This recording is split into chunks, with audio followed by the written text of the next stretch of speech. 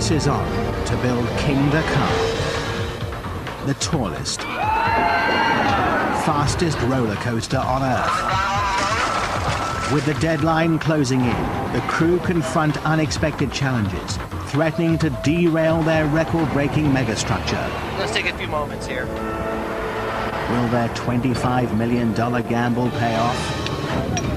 As they strive to launch this mother of all rocket coasters, only one thing is certain. The engineers are in for the ride of their lives.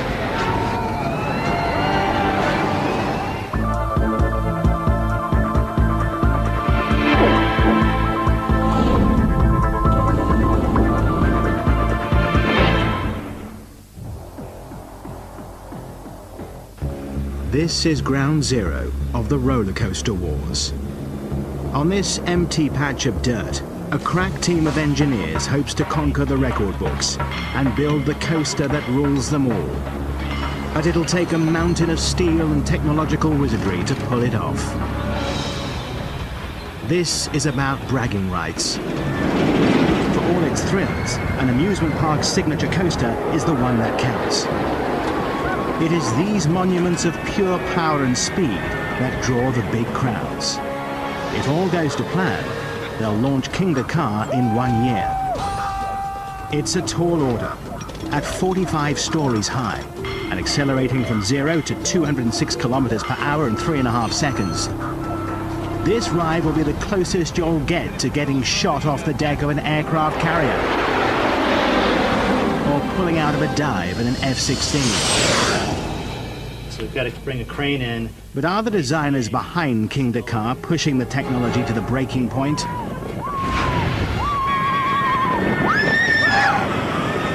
The track record for this new breed of rocket coasters is littered with mechanical problems. Will it be safe? Is it worth the $25 million risk? In the hyper-competitive world of amusement parks, you bet it is.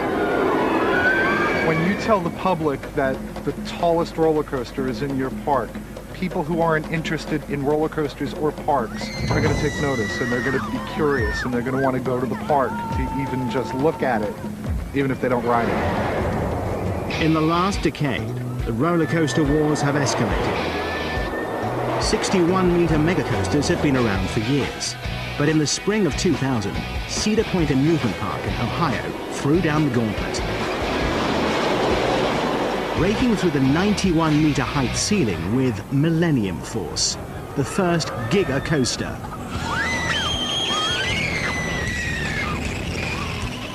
For speed freaks, the watershed moment came in 1996 with Superman, The Escape, at Magic Mountain, California, shattering the 161 kilometers per hour barrier.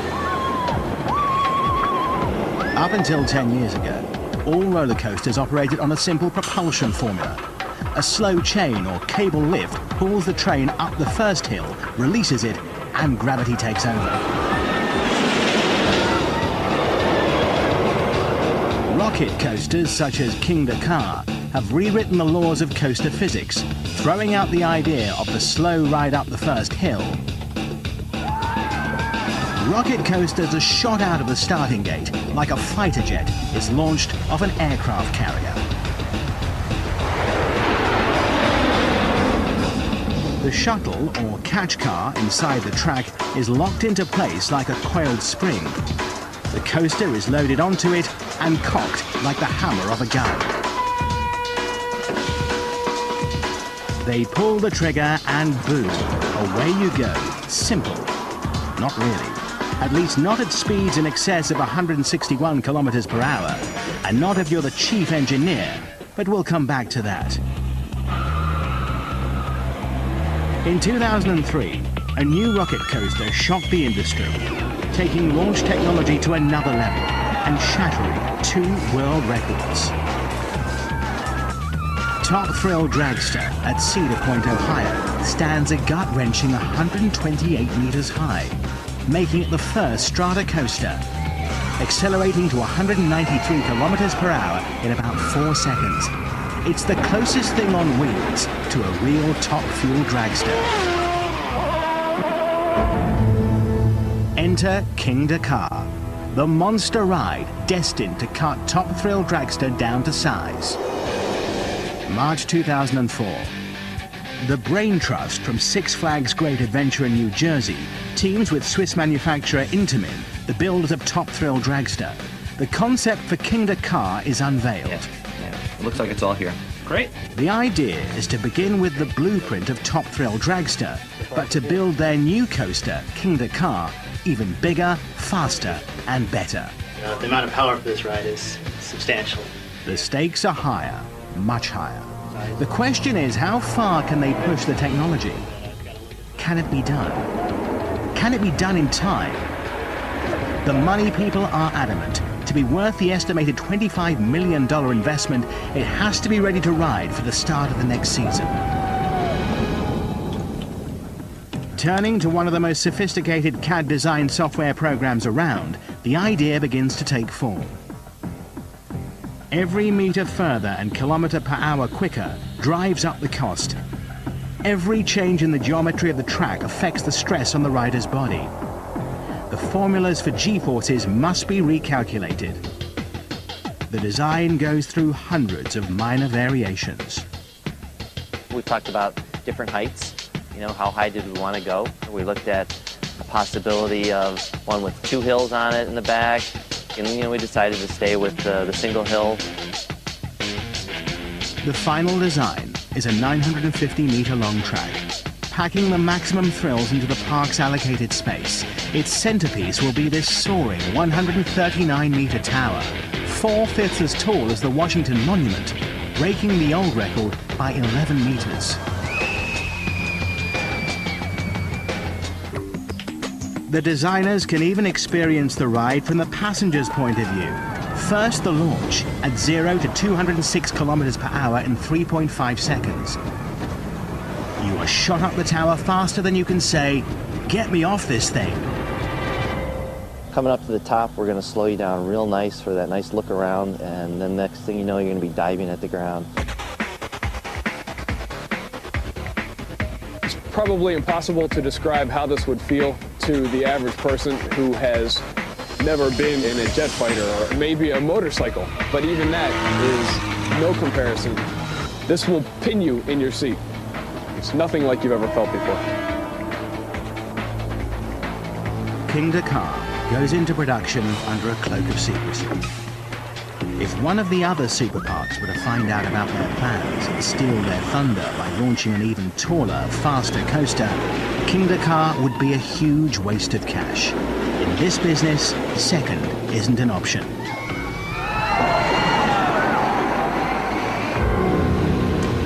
August 2004. An A-list of engineers converges on the east coast of the United States, daring to build the dream coaster. As they begin digging the foundation, their deadline is set. April 23, 2005. They have less than a year and the clock is ticking. So far, so good. If they fail, Six Flags will lose money by the bucket load.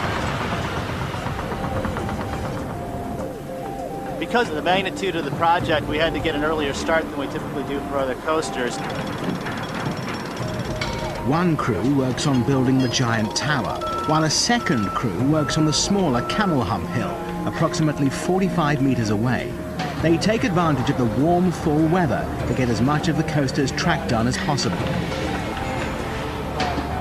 By November, the coaster is beginning to take shape. The plan is to work non-stop 7 days a week, even during the winter months. But just when they're making progress, a severe rainstorm shuts them down. Little do they realize that this is just an omen. There is much worse to come. It is now late November, and the brutal storm that has shut down construction of the world's tallest, fastest roller coaster shows no signs of letting up.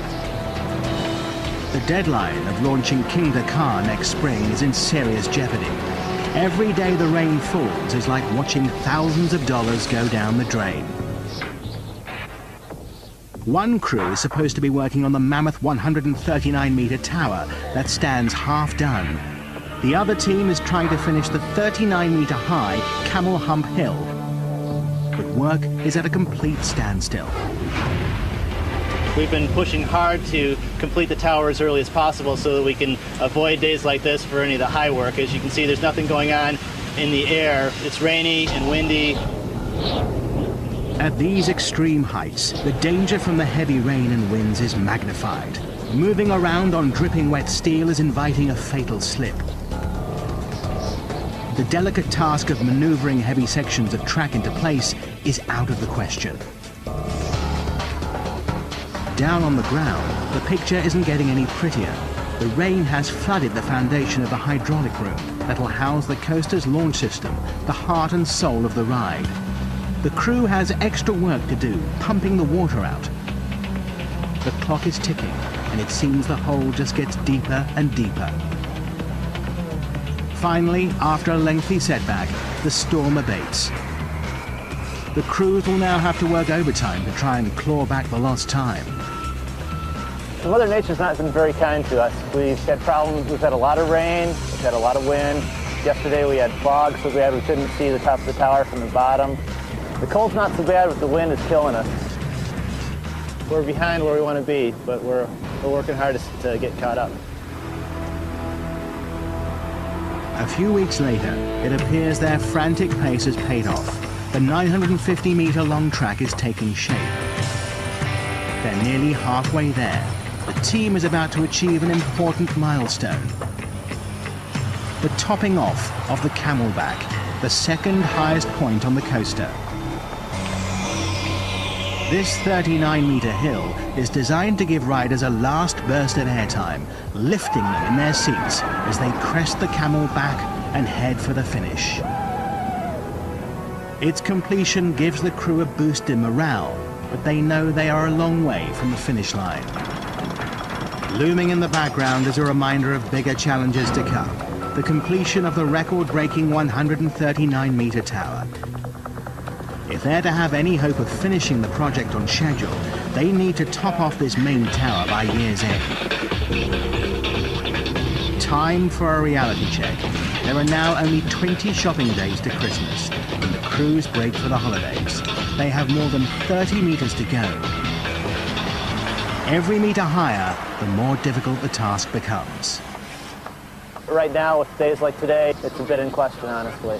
We're going to keep pushing hard to make that happen, give everyone an early Christmas present, but it's going to be tight, really tight.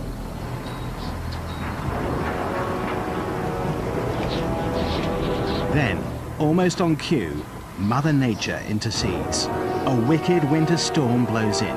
Temperatures and the spirits of the crew plummet. The wind chill is 26 below zero. The force of the winds is too strong, grounding the cranes. Once again, progress on the main tower is frozen. They have no option but to wait out the storm. Throughout December, work on the tower moves in fits and starts. The storm eases. They rush to the cranes and attempt to secure another piece of track in place. Then the winds pick up, and the vicious circle begins again. It's a frustrating, expensive process. Anytime we have a hiccup or a slowdown in the field, it's an awful lot of money and time wasted. As they move their way up to the 120-meter mark, they are in hallowed roller coaster airspace. Only Top Thrill Dragster, at 128 meters, stands between them and the record. Engineering at this altitude is extreme. There is one silver lining. The unfinished structure is standing solid against the full force of the storms. Not too far from the New Jersey coast, King Dakar has to be built to withstand hurricane force, over 160 km/h winds. For extra reinforcement, there are catwalks that serve as lateral braces in the arch of the tower. As the workers look down from their perch at 121 meters, the magnitude of the project begins to sink in. In spite of the setbacks, they are now only one rung in the ladder away from topping it off. Now only 2 shopping days until Christmas. There is hope. They schedule the topping off of the tower for the last week of the year. Once that last piece is bolted into place, King Dakar will take the title of the tallest roller coaster in the world. But the New Year's celebration isn't to be. Another cold front moves in and the crews are sent home for a bittersweet holiday. The only thing that is clear about King Dakar's schedule is that making their April deadline to launch the ride will be an uphill battle. And every centimetre of progress will be hard-earned. We've been trying to get it topped out for a little while now, and weather's been pushing us back between wind and rain and fog. We've been having a rough go of it. The topping off will have to wait until the new year. When it finally happens, it'll be the crowning moment in coaster history.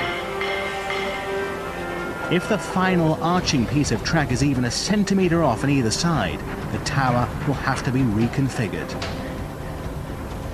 With the eyes of the media and coaster fans watching, will this, the most important piece of the puzzle, be a perfect fit? The hopes of the engineers and the fate of King Dakar hang in the balance. Engineers are working overtime, trying to top off the soaring 139-metre record-breaking tower of King Dakar. We're going to have to make the top first. And capture the title of the tallest roller coaster on Earth. It's now mid-January 2005. A horrible run of winter storms has delayed this critical event by nearly a month.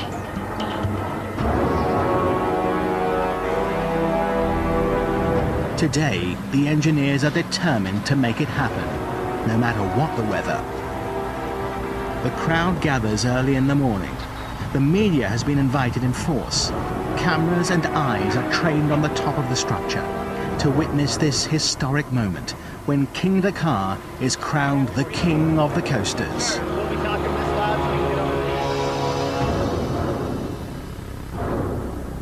Unfortunately, there's a new dilemma. Fog is looming all around the top of the tower.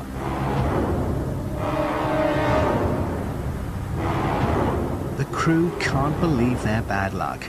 This is a delicate operation, and visibility for the crane operator is essential. Will the engineers have to send everyone home and reschedule yet again? They decide to go for it, hoping the fog will lift just long enough to fit the final piece in place. The crane team concentrate on what they call the pick. When they lift the crowning piece of steel track, it must be at a precise angle and level. It's a long way up. The choreography must be perfect. So when we set the top piece on, we may have to push those track pieces out just a little bit to allow us to fit in properly. We can go very quickly, or it may take up to upwards of an hour or two, depending on how difficult it is to fit the piece in. Almost on cue, the fog breaks, and there's a clear view of the top of the 45-story tower. Finally, it's time for liftoff. They make the pick.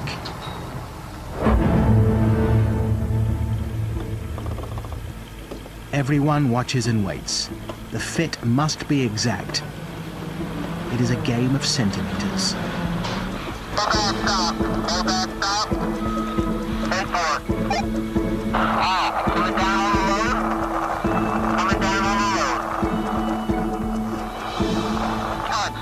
Touching down.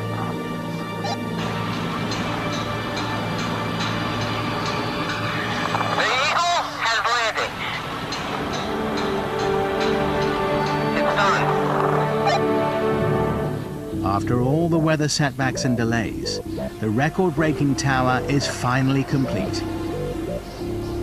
It's an historic day for the engineers and entire crew at Six Flags. They picked it quickly, they set it in, and they were able to make it up very, very quickly. Much faster than I thought. I actually thought it would take a lot longer. But there's no time to celebrate. It's now only 3 months to the scheduled opening. The crew shift into overdrive to finish off the track and begin testing the coaster.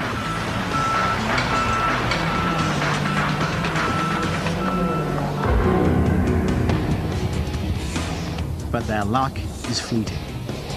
Their nemesis has returned with a vengeance. Another bitter storm blows in and dumps over half a meter of snow on the job site. Instead of firing up the cranes, workers fire up the snowplows. Another day goes to waste.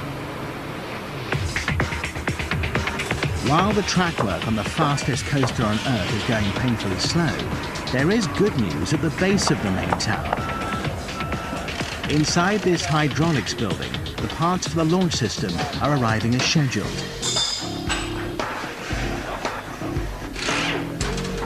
It's like a late Christmas for the mechanics as they begin piecing together the components to the most powerful hydraulic launch system in roller coaster history. Building the highest coaster in the world is a huge challenge, but the real catch is breaking the speed record. That's enough. 0 to 206 in 3.5 seconds is no joke. Unleashing this awesome power is a hydraulic launch system more massive than anything of its kind in the coaster world. 12,500 horsepower in a single blast, and more than 12 times the horsepower of a Formula One race car. The launch system is basically a high-tech catapult, and when it's all put together, it works like this. At the starting gate, the train of roller coaster cars are loaded and locked onto this red shuttle, called the catch car, which is pulled along the track on a cable. The hydraulics are what powers the cable. When the operator pushes the launch button, there is no turning back. The hydraulics spring into action. 18,927 litres of hydraulic fluid is forced through a series of motors. The motors spin a giant drum. That rapidly winds the cable, pulling the coaster down the track and up to the top of the tower. The engineers like to think of the hydraulic system that powers the launch like a big squirt gun. I like to think of it sort of like the world's biggest super soaker system. A super soaker works when you pump the handle and you put high pressure air into that little tank and you pull the trigger and the air blasts the water out. With a price tag of about $5 million, that's one expensive super soaker. After a few weeks of tinkering, the launch system resembles a giant spider. Massive hoses sprawl out of the drum and motors and connect to the hydraulic fluid reservoirs. It's slow going, but if they don't get every connection right the first time, they'll have to take it apart and start again. They are still waiting for delivery of the most important component of the hydraulic system, the massive accumulator tanks that are the heart of the ride, pumping the hydraulic fluid through the motor that supercharges the coaster to record-breaking acceleration. Accumulators are like the heart of the rides. It's kind of like the way a heart pushes the blood around through the body. The accumulator pushes the hydraulic fluid through the motor so you can get the launch up to speed. Got it? That's good. The mechanics are getting nervous. They should have come 2 days ago, but the trucks are running behind schedule because of the heavy snowstorm. But on the third day, their luck turns. The trucks carrying the accumulator tanks have arrived. The hydraulics are about to get a serious power boost. But first, they have to get them inside. Each of the 4 accumulator tanks weigh 18,143 kilograms. They'll have to be hoisted out of the trucks by crane. One false move, one break in a connection could send the accumulator to a premature death. It would be a fatal blow to Kingda Car. The accumulators take a year to make. There are no spares.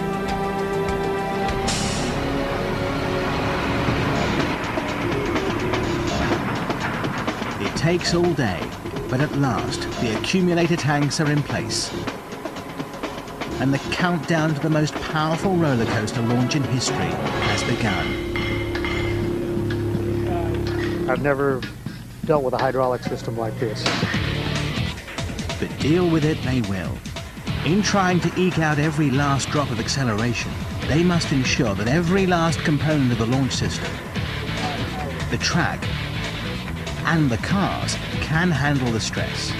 Every part has a breaking point, a fact of engineering that might come back to haunt them when they least expect. With the accumulators in place, they're poised to begin the next phase, the test launch of King Dakar. It's one thing to build it, but will it work? Will the biggest, fastest roller coaster on Earth clear the final hurdle?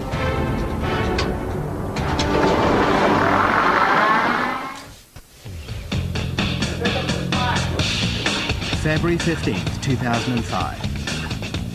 In spite of one of the most severe winters in the history of the eastern United States, the crew building King Dakar, the world's tallest, fastest roller coaster, have finally bolted the last piece of track into place. But the delays have come at a cost. They're over budget and weeks behind schedule. Opening day, April 23rd, is fast approaching. At this point in the project, we're a little bit behind where I plan to be. We're working a second shift mechanical right now to try and get ourselves back on track. That means getting the trains loaded onto the track. As the crane lifts each individual car into place and the crew guides the wheels onto the steel track, welders must shear down part of the track so the base of the train can slip over it. Every wheel has to be fine-tuned to glide perfectly along the rail.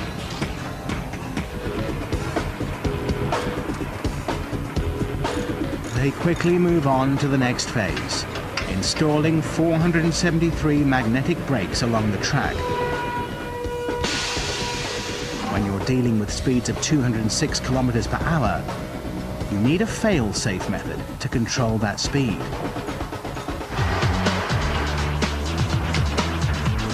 From top to bottom, every joint and cross tie has to be a perfect fit. Every centimeter of track must be inspected to make sure there is clearance on all sides for the train and passengers to pass through safely. The engineers are preparing to conduct a pull-through test, building a lightweight fixture out of wood to simulate the exact dimensions of a train car with the passenger's arms fully extended. The catch is they have to manually pull it around the entire track. Checking the clearance on the lower parts of the track is easy, but the 139-meter tower is an entirely different story. They come up with an approach that has never been attempted before. Set you guys up on there. Just take us up, drop us off with our fixture. There we go.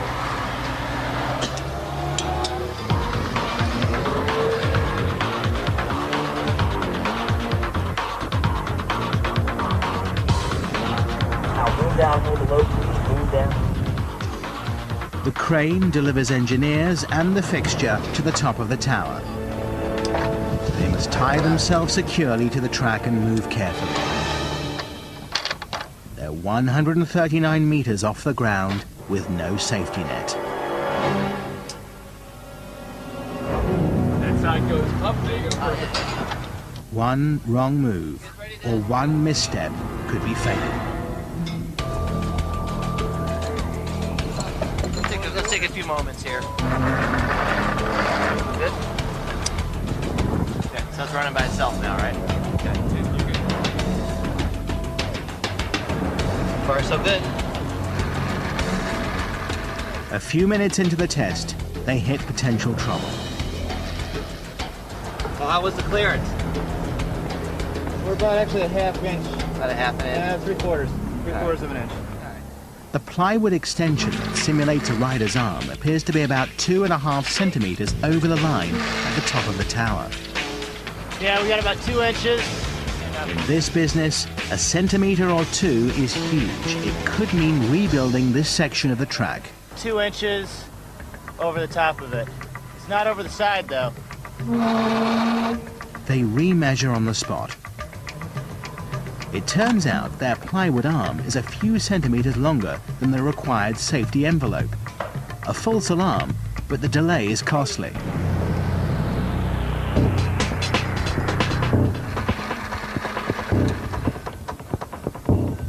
If they don't finish the test before dark, they'll have to start all over again, from the top down tomorrow morning.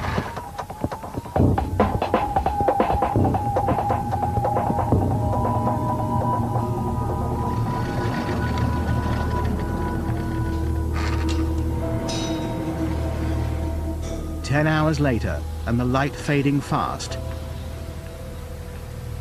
the engineers are back on solid ground. The track is all clear. Nice job.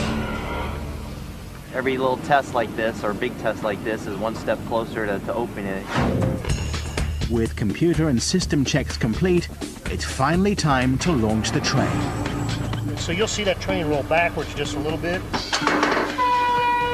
And then they'll know it's there, and then it'll launch and go. Engineers have been waiting for this day for more than a year. It's time to see if their hard work will pay off. There's always a little bit of apprehension until the first train gets all the way around the track to make sure there aren't any mechanical interferences.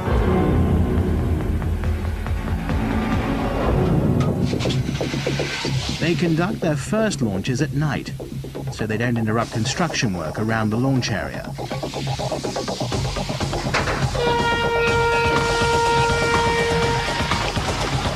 They begin launching the train at slow speeds, easing their way up to 206 kilometers per hour.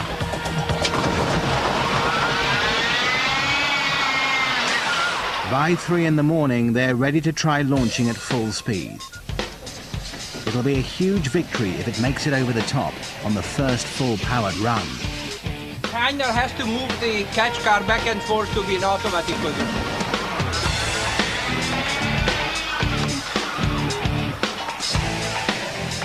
But there's a problem. At full power, the train does not clear the tower.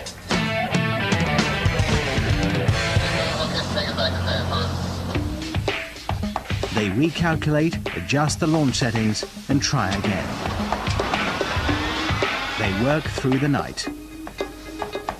With the sun beginning to rise, they think they've cracked it. Jeff, are we ready? Go ahead, Jeff. All right, here we go.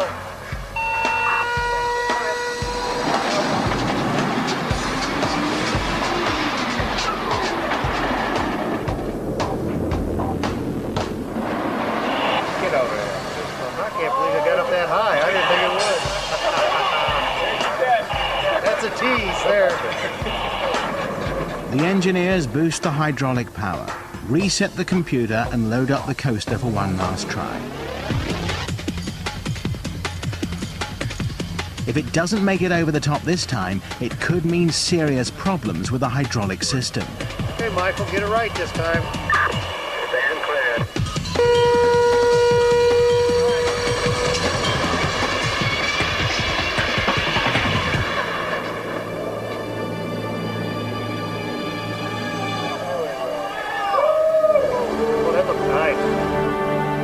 The train finally clears the tower. They're ready to move to the next phase, launching a train full of test dummies. Okay, is the plan to run the loaded one out and launch it too? The plastic dummies are filled with water to simulate the weight of 18 passengers. The hydraulic launch system is straining to propel the empty trains up and over the top of the tower. Now they have to step up the power surge to push the heavier load over the top. Will it be enough? You're going to pull forward.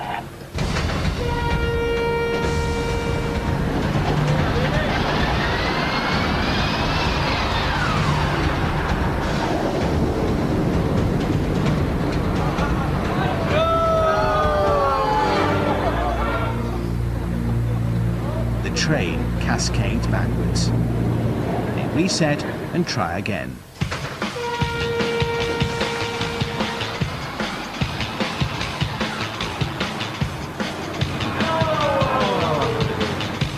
not looking good.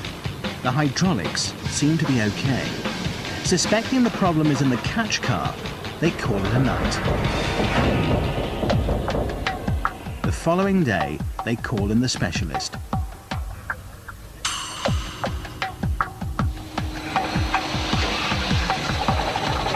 Joe, the catch car isn't coming back. I don't know if they've been in manual or whatever. A few hours later, they're ready to try again. We're ready to launch. How about you, Jeff?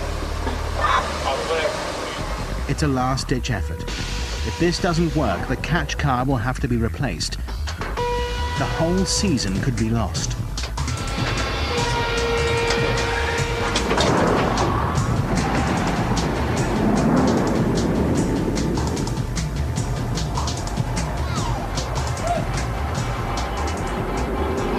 It's a success.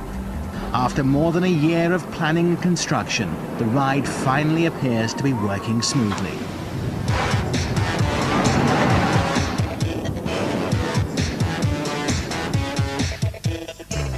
Their victory is short-lived. After repeated test launches, an inspection revealed that the launch cable is already wearing out. The engineers are forced to stop the test launches less than 2 weeks before the scheduled opening. After all this work to get it up and running, patience is now wearing thin. If they don't get their green light, then we'll come down and figure out what's going on. The public unveiling of King Dakar is pushed back by nearly a month, but that is the least of their worries. If they don't figure it out fast, they may have to put the brakes on altogether.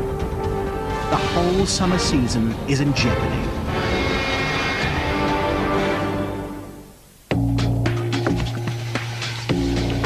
April 23rd, 2005.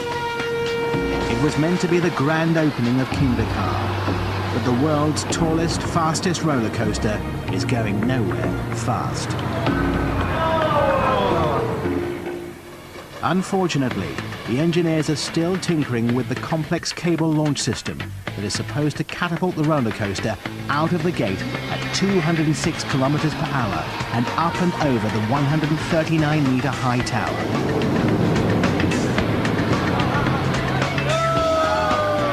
Night after night, they fire off unmanned test launchers to try and work the problem out. We have some cable tension issues.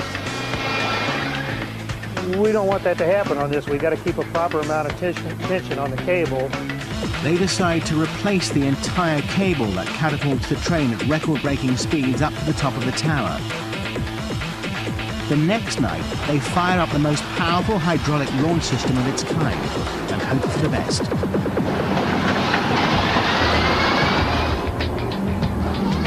If they can work out the kinks, these same engineers who built King Dakar from the ground up will get to ride her first.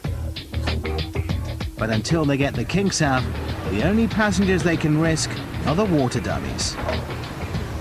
No, the water dummies were fantastic, fantastic riders. They didn't talk back. They were a little quiet. We were looking for a little more response out of them, but no surprises from them. The water dummy launches go smoothly.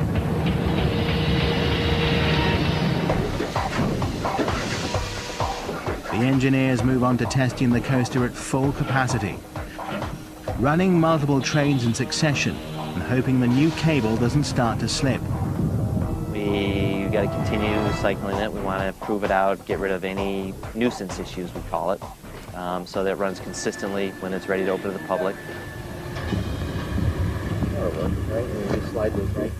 We're testing all the different safety devices to make sure that everything that we need to monitor is being monitored and verifying that those are all working. Once we've done that and checked the system response, then we'll be ready to put people on it.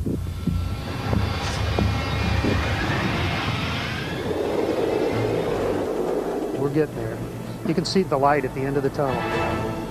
4 weeks and nearly 600 hours of test runs later, King Dakar is declared sound. It's a month late, but even still, a remarkable feat of engineering. 10 months after breaking ground, the king of all roller coasters is finally ready for its first real passengers. The engineers who built it. even for the team who put her together, piece by piece, being the first to ride King Dakar is a daunting prospect. We've gone over everything twice, we've verified it, and everything is good to go. This ride might turn your hair gray. All right. Lap number 1. After months of back-breaking deadlines and sleepless nights, they're finally about to make history. Yeah, we're gonna be down there, and then back here, and over there, like that. Yeah, number 1.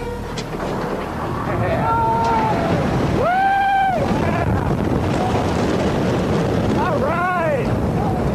Baby! Woo! Look at that! Woo! Yeah!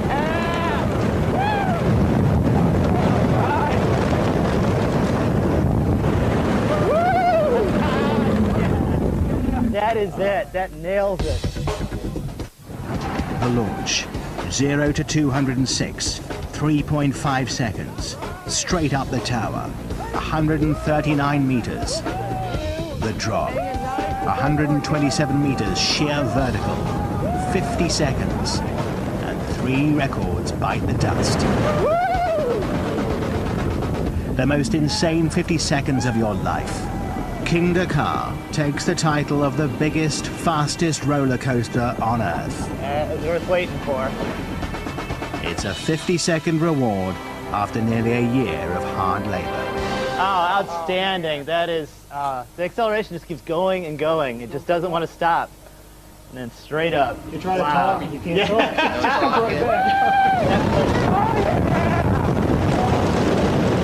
All right! The best part is at the top when you come down that spiral, look at that twist right at the ground. Look at the view! Hanging nice, the brakes work good. Spiral! Coming over there and you look at just this much track in front of you and you're still screaming along.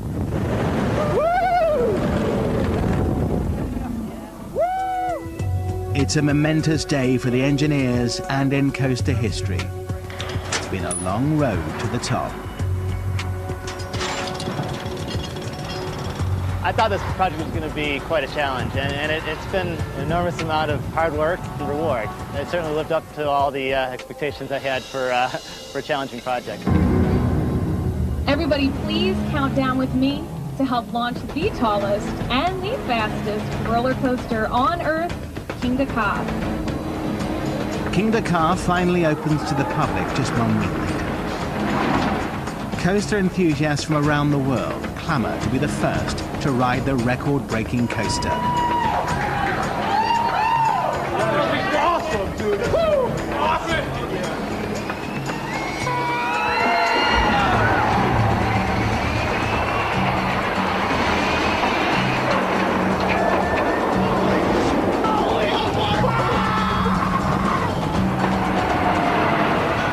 But King Dakar's moment of glory is short-lived. A few weeks after the grand opening, the ride comes to a screeching halt.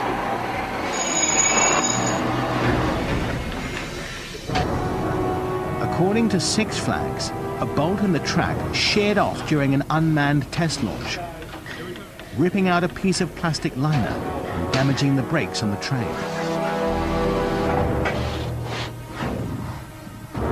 For almost 2 months, the entire area around King Dakar is sealed off. The trains sit idly while rumours circulate about the demise of King Dakar. Will the greatest coaster on Earth be back? In early August, the announcement finally comes. King Dakar is fixed. Engineers order and install larger custom-made bolts from the coaster's manufacturer to keep the liner that's inside the launch track from coming loose. This time there is no grand opening, just a sigh of relief. The team behind King Dakar have learned the cold truth. If you want to be the champ, you can expect to take some hard knocks on the way to the top. The question is, how long will the reign of King Dakar last? I'd be very excited for this to hold both records, tallest and fastest, for a long time, but there's always someone looking to break that, and we'll look to get it back if we're not able to keep it. was only a few years ago that 161 kilometers an hour and 121 meters seemed insane. With the rise of this megastructure, there is no doubt someone out there is already plotting to build the next supercoaster. In the escalating coaster wars, there's no such thing as too high or too fast. But for now, King Dakar is the new king of the hill.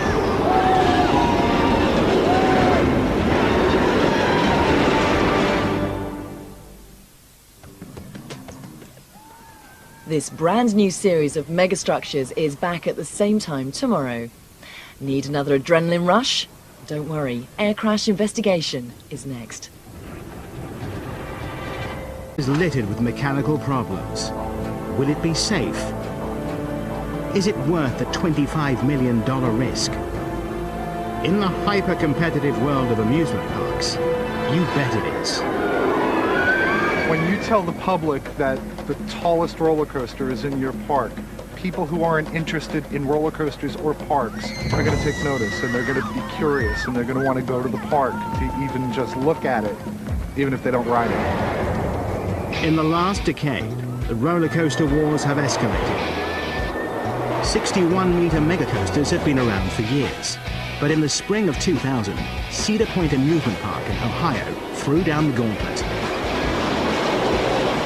Breaking through the 91-meter height ceiling with Millennium Force, the first giga coaster.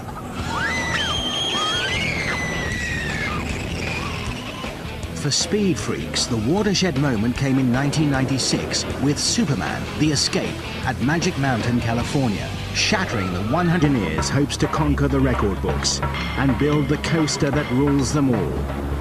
But it'll take a mountain of steel and technological wizardry to pull it off.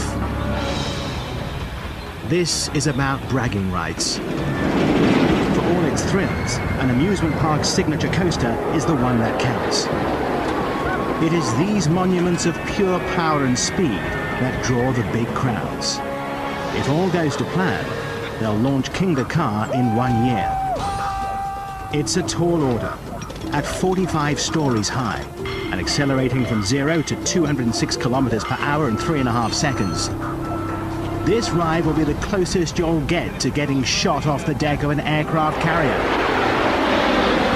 or pulling out of a dive in an F-16. So we've got to bring a crane in. But are the designers behind King Dakar pushing the technology to the breaking point?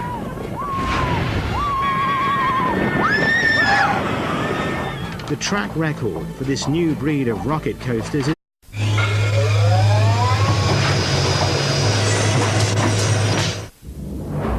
the race is on to build King Dakar, the tallest, fastest roller coaster on Earth. With the deadline closing in, the crew confront unexpected challenges, threatening to derail their record-breaking megastructure. Let's take a few moments here. Will their $25 million gamble pay off? As they strive to launch this mother of all rocket coasters, only one thing is certain. The engineers are in for the ride of their lives.